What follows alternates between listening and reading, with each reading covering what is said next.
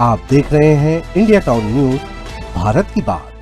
छत्तीसगढ़ विधानसभा के मानसून सत्र में महतारी वंदन योजना एक बार फिर सियासी बहस का बड़ा मुद्दा बन गई है। कांग्रेस विधायक उमेश पटेल ने योजना के लाभार्थियों के आंकड़ों में भारी अंतर का मुद्दा उठाते हुए सरकार से जवाब मांगा। उन्होंने दावा किया कि लाखों महिलाएं योजना का लाभ नहीं उठा पा रही है और सरकार के आंकड़े खुद एक दूसरे से मेल नहीं खाते हैं। जवाब में महिला एवं बाल विकास मंत्री लक्ष्मी राजवाड़े ने ई-केवाईसी, अपात्रता और मृत्यु जैसे कारण गिनाए, लेकिन विपक्ष के मंत्री के जवाब से संतुष्ट नजर नहीं आए। नमस्कार, आप देख रहे हैं इंडिया टाउन न्यूज। मैं हूं आपके साथ कमर गौस। देखिए विधानसभा में पूछे गए सवाल पर यह रिपोर्ट। विधानसभा में कांग्रेस विधायक उमेश पटेल ने महतारी वंदन योजना के क्रियान्वयन पर सवाल उठाते हुए कहा कि सरकार द्वारा प्रस्तुत आंकड़ों में स्पष्ट विरोधाभास दिखाई देता है। उन्होंने सदन में बताया कि 1,55,655 हितग्राही ऐसे हैं जिन्हें योजना का लाभ नहीं मिल पा रहा है। वहीं दूसरी ओर 54,100 महिलाओं को योजना से हटाए जाने की जानकारी दी गई है। उमेश पटेल ने सवाल उठाया कि जब दोनों आंकड़े अलग अलग है तो आखिर वास्तविक स्थिति क्या है और सरकार सही जानकारी क्यों नहीं दे पा रही है। सवालों के जवाब में महिला एवं बाल विकास मंत्री लक्ष्मी राजवाड़े ने कहा कि जिन महिलाओं को योजना का लाभ फिलहाल नहीं मिल रहा है उनमें कई हितग्राहियों का ई-केवाईसी पूरा नहीं हुआ है। कुछ महिलाएं मृत पाई गई है। माननीय अध्यक्ष महोदय, ये प्रश्न पूछने से पहले मैं आपका ध्यान आकर्षित करना चाहूंगा। जो प्रश्न के उत्तर में मुझे प्रपत्र अ और प्रपत्र ब जो मिला है, अब देख लीजिए। प्रपत्र अ में जो कुल संख्या इन्होंने बताई है, जो प्रथम किस्त महतारी वंदन योजना के प्रथम किस्त मिलने के बाद कितने लोगों को अब नहीं मिल रहा है, तो उसकी संख्या निकल के आ रही है 1,55,655 हितग्राही जिनको आज नहीं मिल रहा है। और उसके बाद जिनको हितग्राहियों को काटा गया है वो प्रपत्र ब में है और उसका कुल योग मिल रहा है अध्यक्ष महोदय 54,100। तो ये दोनों आंकड़े अलग अलग दिख रहे हैं सभापति महोदय, अध्यक्ष महोदय। एक तो जो अभी तक जितने हितग्राही हैं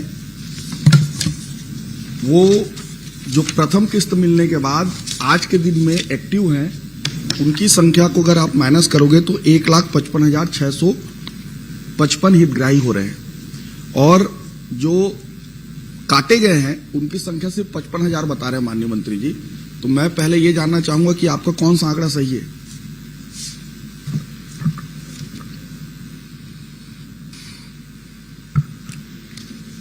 माननीय अध्यक्ष महोदय, माननीय सदस्य, महतारी वंदन योजना के विषय में जो जानकारी चाहिए थी, प्रपत्र अ और प्रपत्र ब में पूरी जानकारी दी गई है। रही बात माननीय अध्यक्ष महोदय, जो आंकड़ा है ये ऐसे आंकड़े हैं जिसमें 1,55,655 की जो बात कर रहे हैं, इसमें ऐसे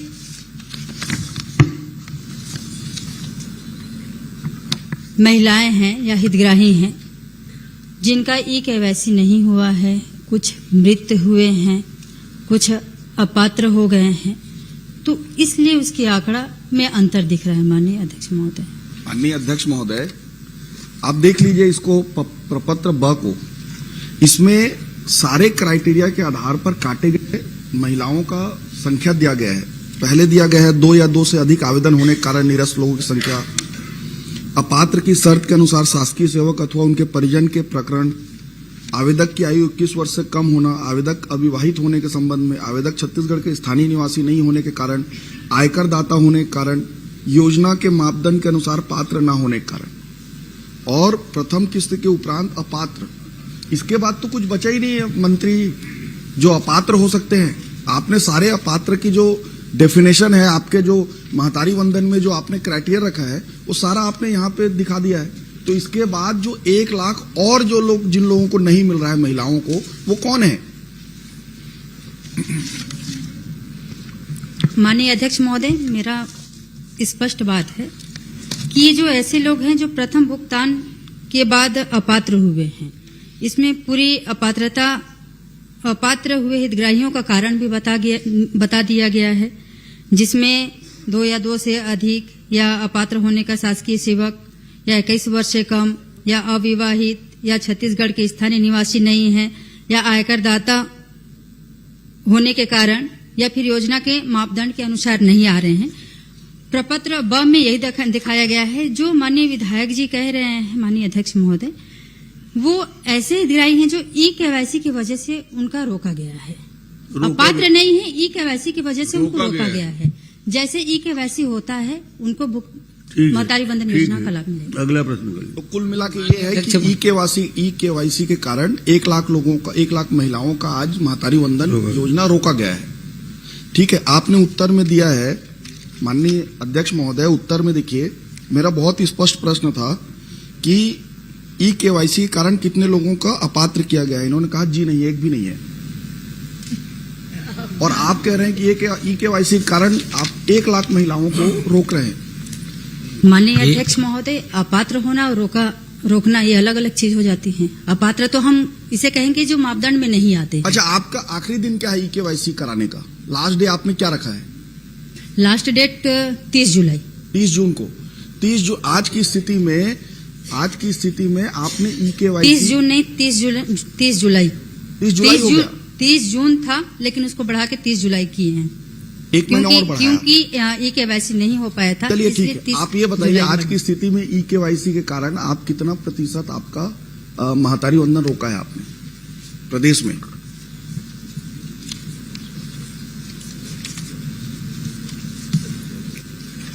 माननीय अध्यक्ष महोदय, ई-केवाईसी के कारण जो रुका हुआ है 0.2%। 0.25%। वो कितना हुआ? 0.25%। 0.25% कितना होता है माननीय मंत्री जी? माननीय अध्यक्ष महोदय जी, आंकड़ा लगा सकते हैं। जब माननीय सदस्य कह ही रहे हैं कि 1,66,000 लोग बचे हुए हैं, तो आंकड़े में वही आ जाते हैं।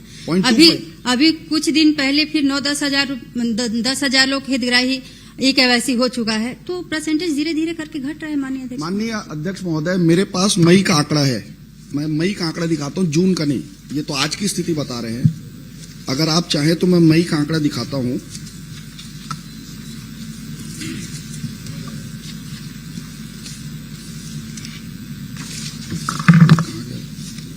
मई के आंकड़े के अनुसार अध्यक्ष महोदय,